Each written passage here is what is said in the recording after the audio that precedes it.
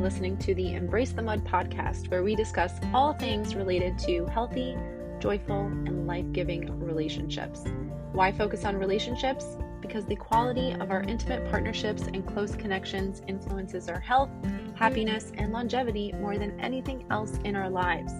Relationships matter a lot, so together, let's jump into the mud, aka our messy relationships, pull some weeds, plant some seeds, and create an enriching environment where strong relationships can take root. I am your grateful host, Dara Posner. I am a relational disaster working toward relational mastery. I am also a positive psychology coach, a relational mindset coach, a blogger, and now a podcaster. Thank you for tuning into this episode of the Embrace the Mud podcast, where we discuss all things related to healthy, joyful, life-giving relationships. If you are a fan of this podcast, please subscribe, follow, like, review, and share. Your engagement in this way is crucial to the success of the podcast, and I appreciate you taking just a few seconds to support my mission, which is to help people like you flourish in life and love.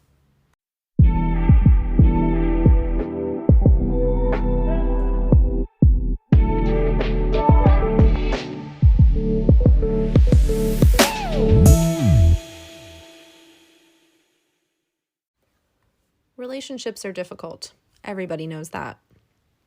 That is the opening line from Dr. Stan Tatkin's pretty short but extremely insightful TED Talk called Relationships Are Hard, But Why? If you haven't ever watched it, I absolutely recommend heading over to YouTube when you're done listening to this episode and watch that. It's really, really just full of really important information about why relationships are difficult. And that's not necessarily the question I'm going to be answering today, like why are relationships difficult, but rather what I want to get into is, yes, we all know relationships are difficult, but are they just inherently that way? Is that the nature of relationship? Difficulty? Meaning, if you choose to be in a relationship, does that mean you're just choosing to be in this ongoing, perpetual struggle? I have good news for you today, folks. I'm just going to give it to you straight, right out the door. Relationships are difficult, but they don't have to be. There are some key reasons why relationships are difficult for almost all of us at some point, and there are reasons why they always will be for some people and why they get easier for other people. In this episode today, I want to set you up for successfully being one of those people for whom relationships don't remain difficult anymore. That's right. I am going to share with you the key blocks to moving from relationships are difficult to relationships are at least easier, or relationships are easy. I am that optimistic that if you really commit yourself to learning how to be a relational human being and to live a relational life, relationships can be easy.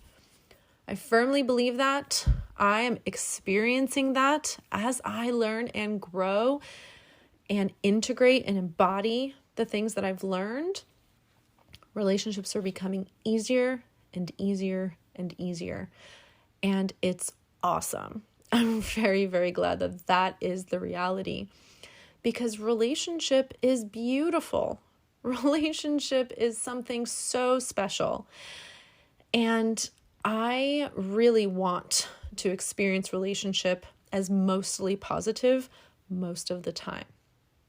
So if you feel that way, listen along, because hopefully you'll be able to take away something from today's conversation that will help you have that experience more and more as you grow and evolve as a relational person.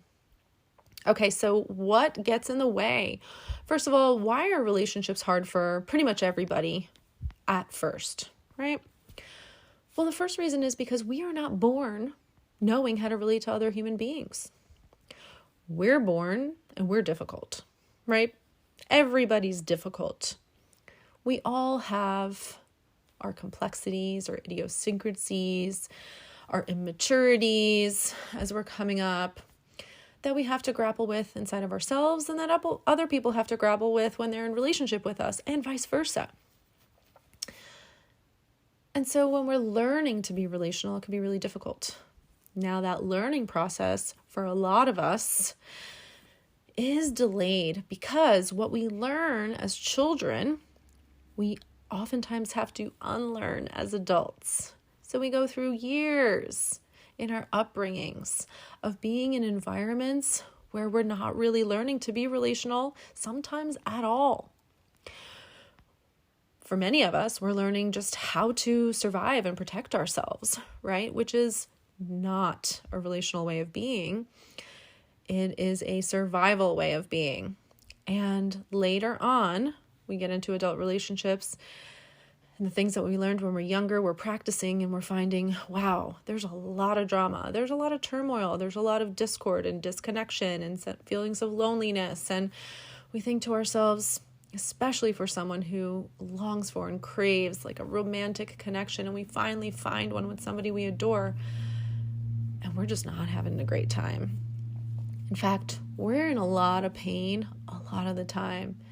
And we think, oh my gosh, maybe it's that this isn't the right person after all. And then we move on from that person and we find another person. And pretty soon, the same old things are happening again. And here we are struggling and in pain again. And we might try to move on to another person. And on we go.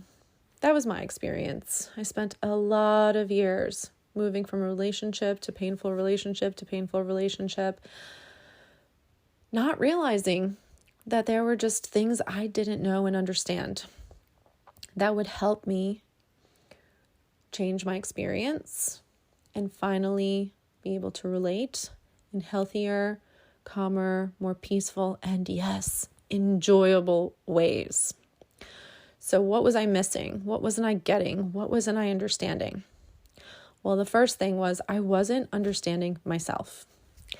I did not have adequate insight into my own blocks and limitations and my own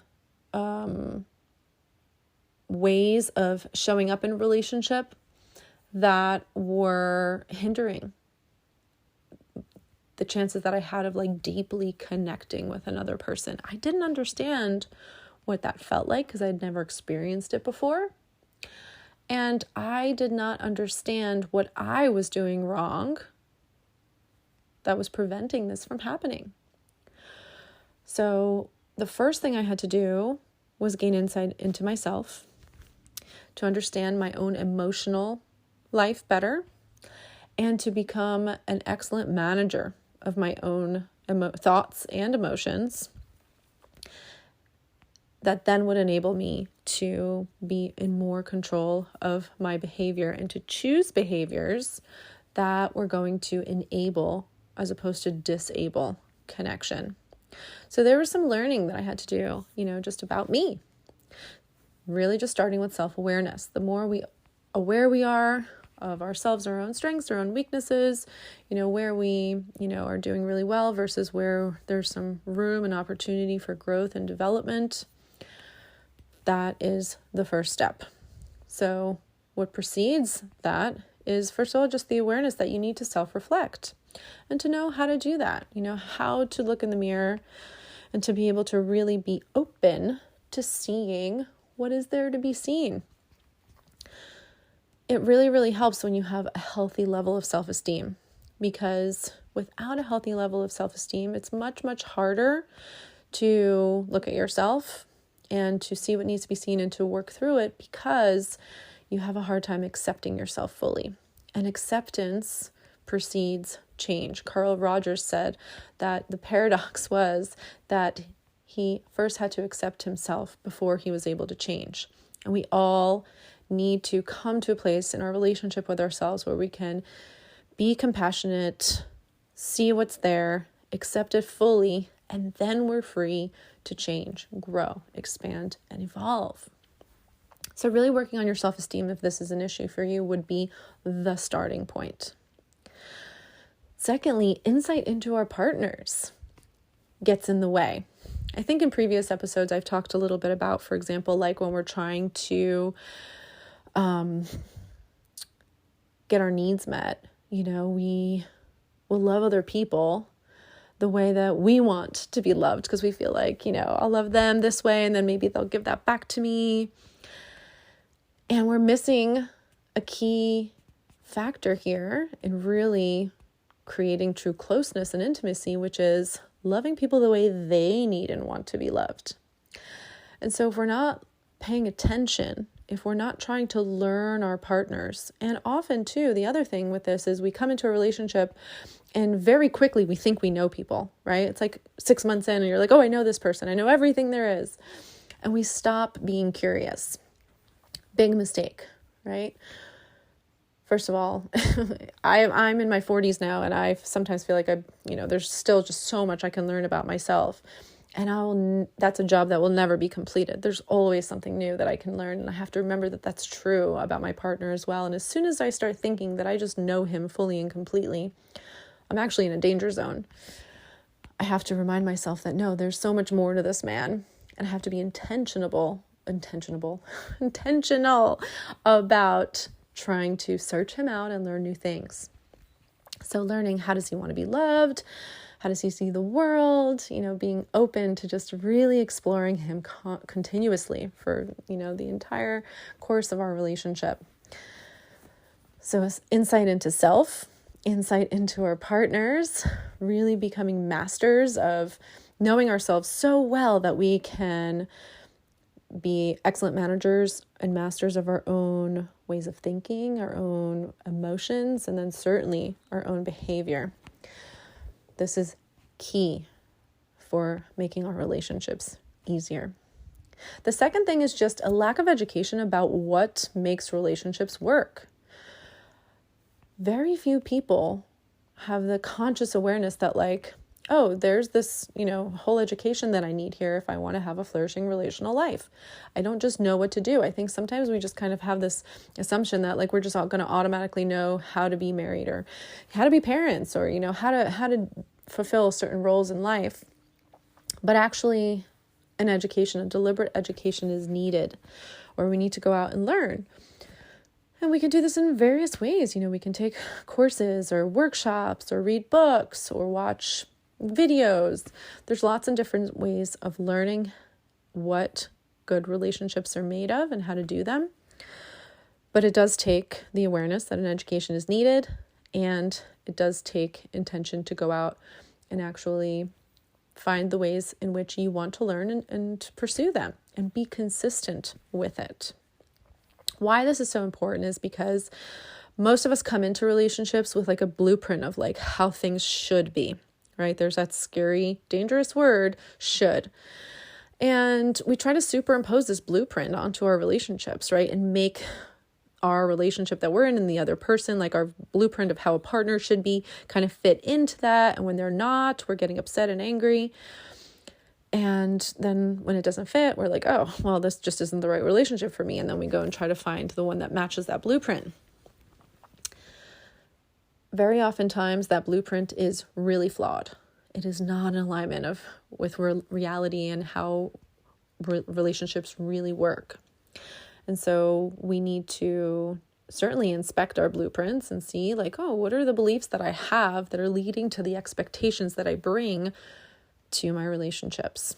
So expectations definitely are important in relationship, but often are deeply, deeply flawed and major cause for frustration, upset, and disconnection in relationships, because those expectations are essentially made of faulty ideas that need to be corrected.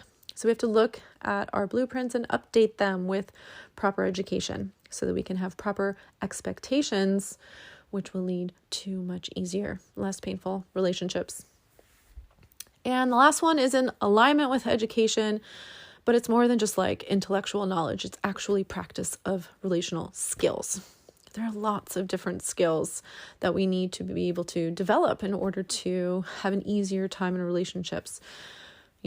Managing our emotions is probably one of the biggest, right? It is a skill that you develop when you're somebody who has not recognized that you have to become an excellent manager of your own emotional self.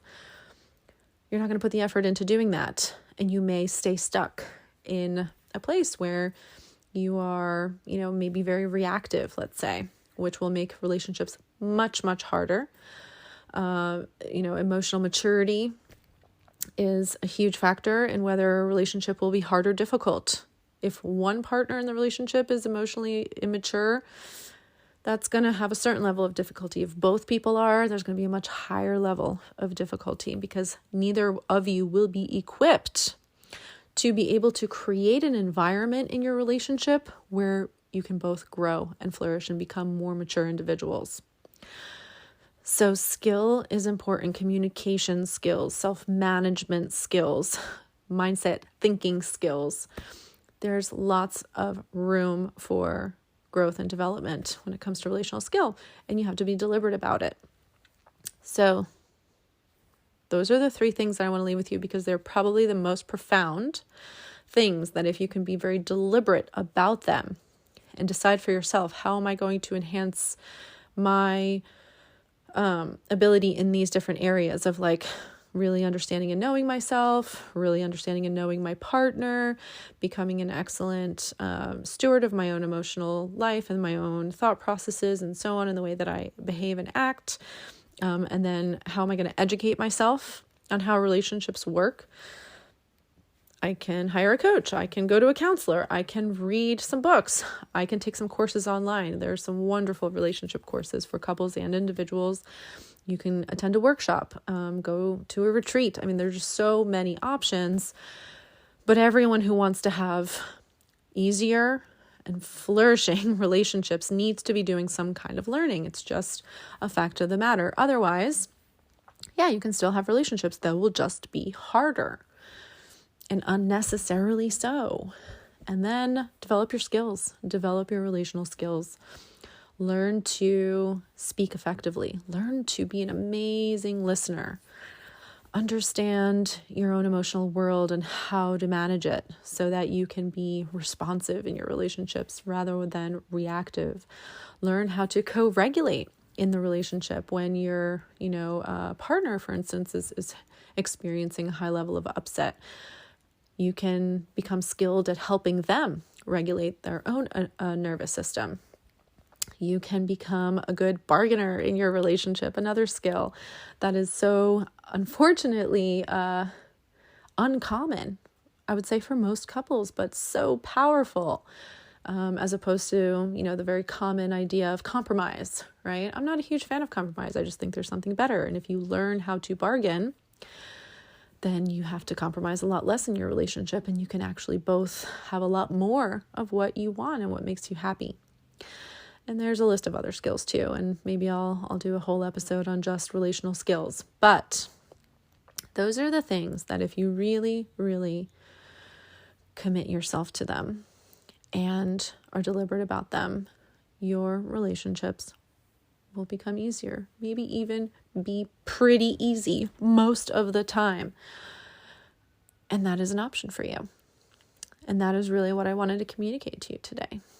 Because I think a lot of us know relationships are hard, but I don't know that a lot of us know that they don't have to be. There is a better way. And while, just like being a beginner in anything else is difficult at first, for almost all of us, if not, I think it's safe to say for all of us, relationships will be hard when we're first, engaging in adult relationships and particularly romantic relationships, but even friendships and things like that, depending on where we're coming from, how much self-awareness we have, how attuned we are to learning about other people, how educated we are about healthy relationships and how much skill we have developed at that time. Most of us are not at a high level across the board there, right? So we are going to struggle, and that's okay. But we're only going to stay in struggle if we don't accept the call, right? Answer the call to see that struggle as an opportunity to grow, expand, evolve as a person, expand in our education, expand in our awareness about who the other person we're in relationship is and what they want and need from us, and answering the call to become more skillful in our ways of being when it comes to our relationships. So that's it. Hopefully you're encouraged and inspired now to do what it takes to have an easier, more pleasant, and enjoyable time in your relationships. I will be back very soon with another episode for you. But in the meantime, please remember, you are wired for love and connection. You are capable of love and connection. You are worthy of love and connection. See you next time.